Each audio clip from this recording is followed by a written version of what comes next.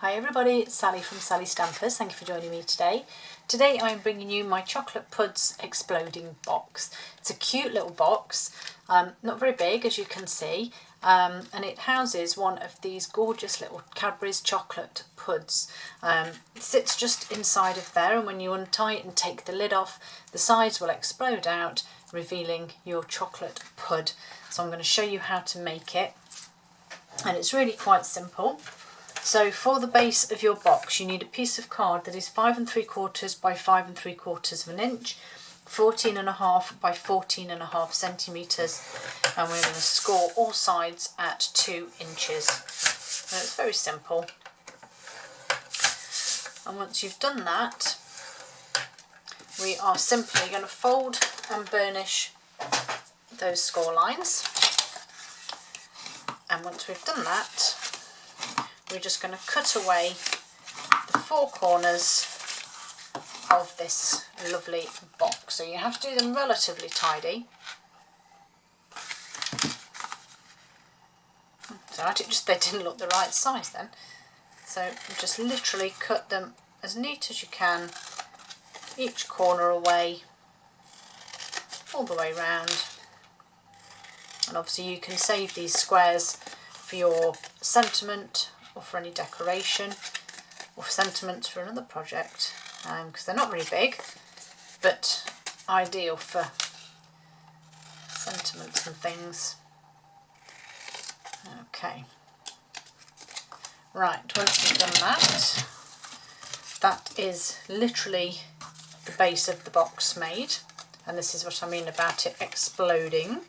You hold all your sides together, and then when you take the lid off, ta-da, it explodes.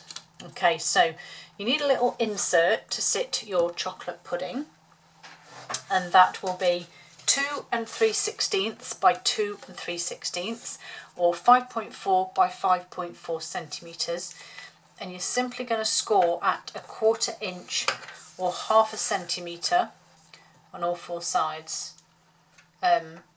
You don't need a shim, because I did that measurement when I cut the card to size, so it makes it a little easier. Once you've done that, you're going to repeat exactly the same as you did for the base. So we're going to fold and burnish these really skinny and awkward sides.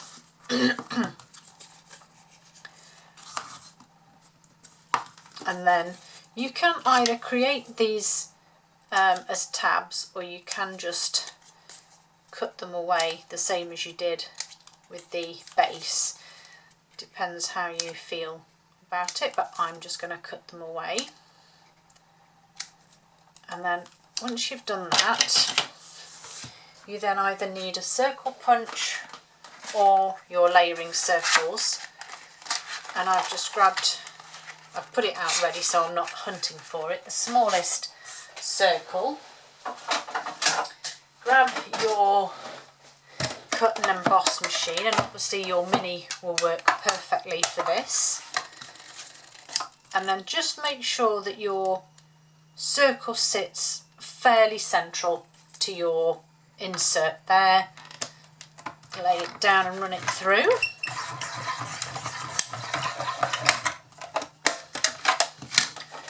Move these back out of the way because I don't have a lot of room here. Pop that out, move that out of the way, just have that out of the way too. Give myself a bit of space. And then just refold these just to make sure they're back to where they should be. And then that will sit inside your insert there, and your Pud will just sit nicely on the top. I'm just going to move that to one side, and I'm going to make my lid. So I've used the lovely metallic and shimmer speciality paper, and this is 3 1/4 by 3 1/4, 8.5 by 8.5.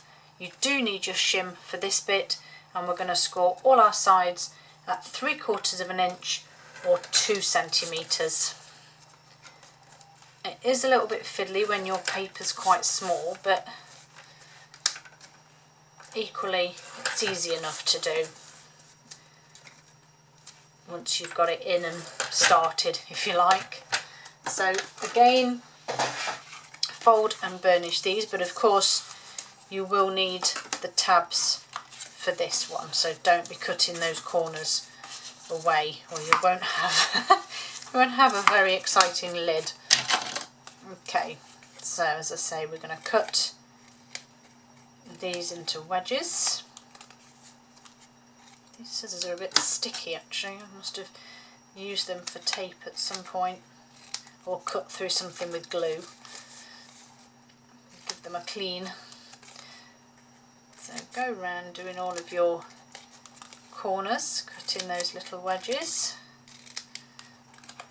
Okay, and once you've done that, we can then add our adhesive. So I'm going to go with some Seal Plus just because I know it's just that little bit stronger. And glimmer paper does seem to have an issue with sticking sometimes. I'm not sure why, but it does.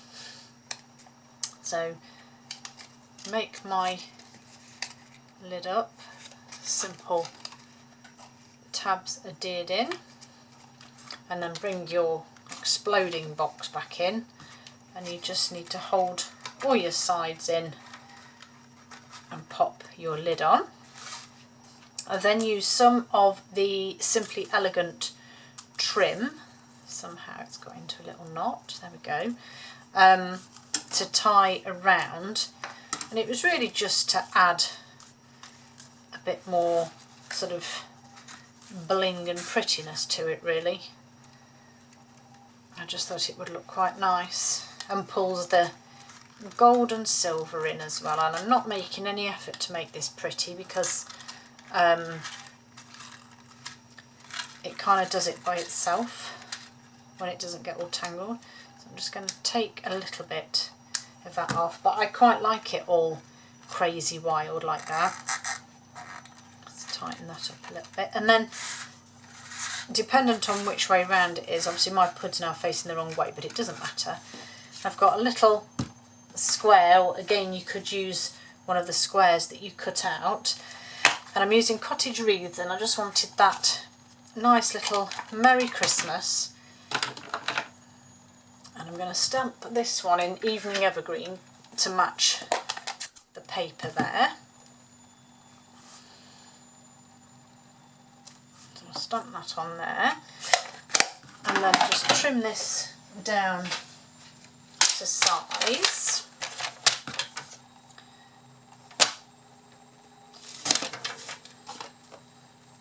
Just take some of these edges off here because they're a bit too wide for me. There we go, and that will then be adhered, and I'm going to use some mini dimensionals on this, just one either side, and then just pop this on when I get the backings off anyway. And then I'm just going to pop this on the side like so. Now if you wanted to add any more bling you can do, but I am literally leaving mine like that, and I think they are really cute. Hope you like them. Thank you for joining me, and I'll see you in December.